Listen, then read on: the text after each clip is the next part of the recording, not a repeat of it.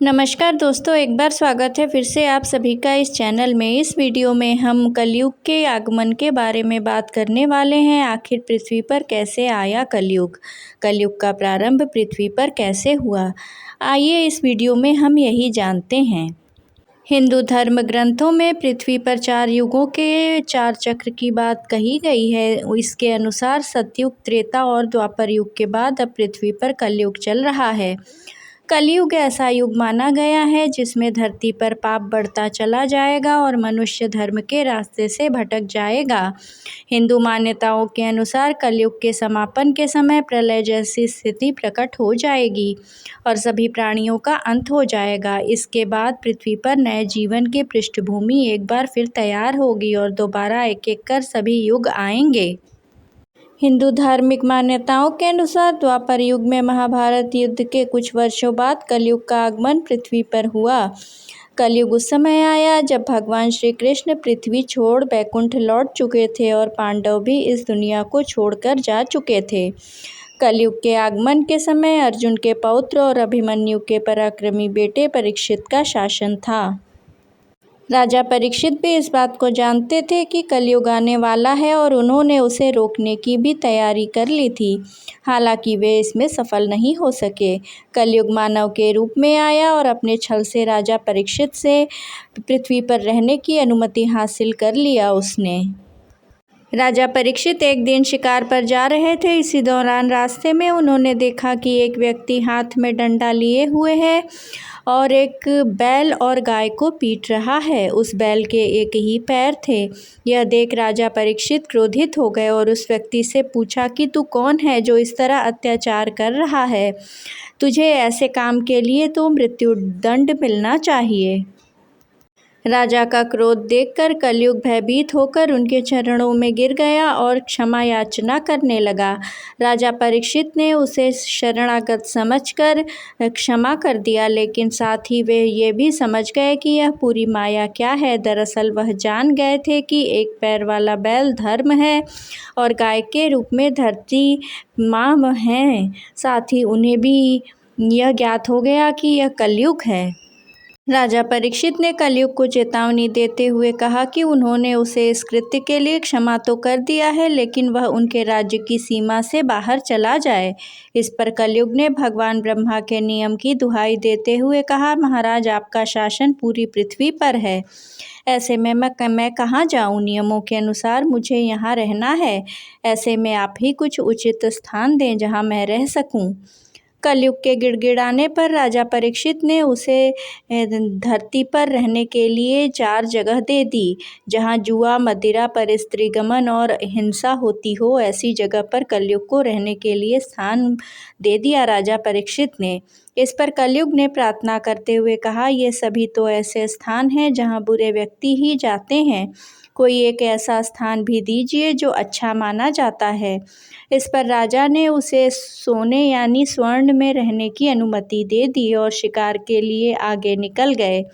राजा परीक्षित यहाँ भूल गए कि उन्होंने स्वयं भी स्वर्ण मुकुट पहना हुआ है। कलयुग को मौका मिल गया और वह सूक्ष्म रूप में राजा के ही सिर पर बैठ गया। कलयुग को जिस राजा परीक्षित ने शरण दी, उसने अपना पहला ग्रास उन्हीं को बना लिया। राजा जब शिकार के लिए आगे बढ़े तो उन्हें रास्ते में बहुत जोर की प्यास लगी। वह पास में ही मौजूद शमीक ऋषि के आश्रम में गए और जल के लिए खूब जोर से आवाज़ लगाई। ऋषि शमीक उस समय ध्यान में लीन थे और ऐसे में उन्होंने कोई भी उत्तर नहीं दिया। यही कलयुग ने अपना पहला असर दिखाया। राजा सिर पर कलयुग के बैठे होने की वजह से राजा परीक्षित को अत्यधिक क्रोध आने लगा और उन्होंने सोचा कि ऋषि शमीक उनका अपमान कर रहे हैं। ऐसे में वह भयंकर क्रोधित हो गए। उन्होंने ऋषि शमीक को परेशान करने के लिए वहीं ज़मीन पर मरा हुआ एक सांप उठाकर उनके गले में डाल दिया। उसी समय नदी से स्नान कर लौट रहे ऋषि शमीक के पुत्र श्रृंगी को जब यह बात पता चली तो उन्होंने राजा परीक्षित को श्राप दे दिया कि 7 दिनों के भीतर तक्षक राज नाग के डसने से उनकी मृत्यु हो जाएगी। और ऐसा ही हुआ। राजा परीक्षित की मृत्यु नागराज तक्षक के डसने से हो गई। इसके बाद कलयुग को अपने पैर पसारने का पूरा मौका मिल गया और वह पूरी दुनिया में छा गया। मान्यताओं के अनुसार कलयुग के शुरू हुए अभी करीब 6000 साल ही हुए हैं। कलयुग की अवधि करीब 4 लाख वर्ष है। ऐसे में इसके खत्म होने में अभी काफ़ी समय है। मार्कंडेय पुराण में कलयुग के दौरान शासक जनता पर मनमाने ढंग से शासन करेंगे, मनचाहे ढंग से उन पर कर थोपेंगे। शासक अपने राज्य में अध्यात्म की जगह भय का प्रसार करेंगे। वह स्वयं एक बहुत बड़ा खतरा बन जाएंगे। बड़ी संख्या में पलायन शुरू हो जाएगा। लोग सस्ते खाद्य पदार्थ और सुविधाओं की तलाश में अपने घरों को छोड़कर जाने के लिए मजबूर होंगे।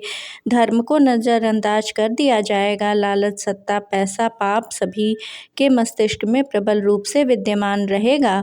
लोग बिना किसी पश्चाताप के अपराधी बनकर लोगों की हत्या करेंगे। लोग बहुत आसानी से कसम खाएंगे और उसे तोड़ देंगे। वचनों का कोई अर्थ नहीं रह जाएगा। लोग मदिरा और अन्य नशीले पदार्थों की चपेट में आ जाएंगे।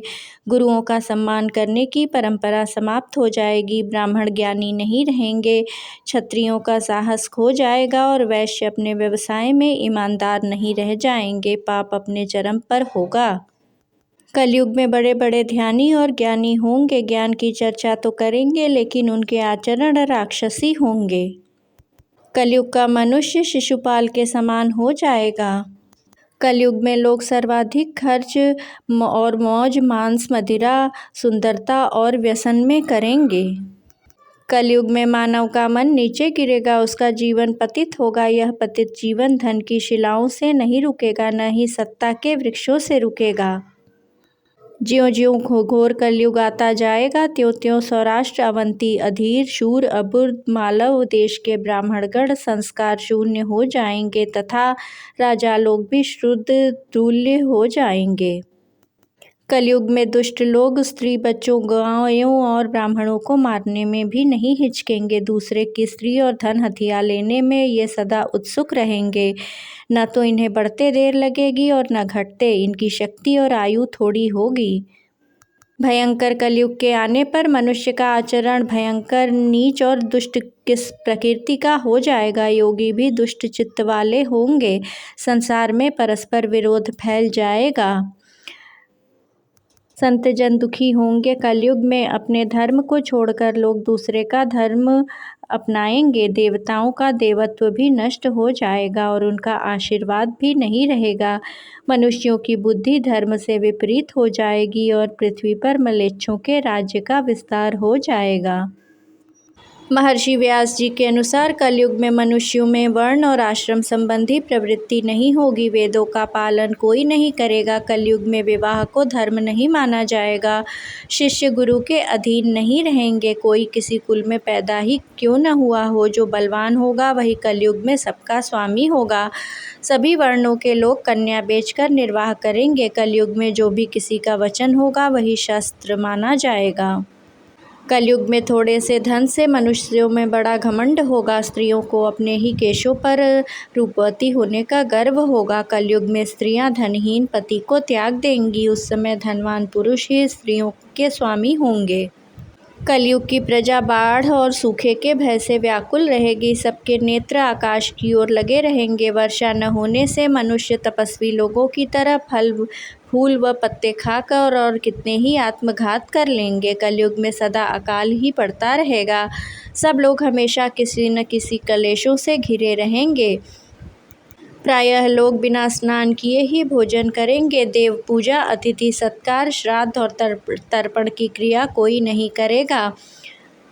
गृहस्थ पुरुष न तो हवन करेंगे न ही सत्य पात्र को उचित दान देंगे। वनों में रहने वाले वन के कंदमूल आदि से निर्वाह न करके ग्रामीण आहार का संग्रह करेंगे और सन्यासी भी मित्र आदि के स्नेह बंधन के में बंधे रहेंगे। कलयुग आने पर राजा प्रजा की रक्षा न करके बल्कि कर के बहाने प्रजा के ही धन का अपहरण करेंगे। कलयुग में अधर्म बढ़ने पर लोगों की आयु कम होती चली जाएगी। घोर कलयुग आने पर मनुष्य 20 वर्ष तक भी जीवित नहीं रहेंगे। उस समय तक लोग मंदबुद्धि, व्यर्थ के चिन्ह धारण करने वाले, बुरी सोच वाले होंगे।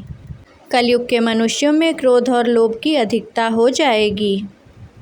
कलयुग के अंत के समय बड़े बड़े भयंकर युद्ध होंगे, भारी वर्षा, प्रचंड आंधी और जोरों की गर्मी पड़ेगी। कहते हैं ज्यों ज्यों घोर कलयुग आता जाएगा त्यों त्यों धर्म, सत्य, पवित्रता, क्षमा, दया, आयु, बल और स्मरण शक्ति का लोप होता जाएगा।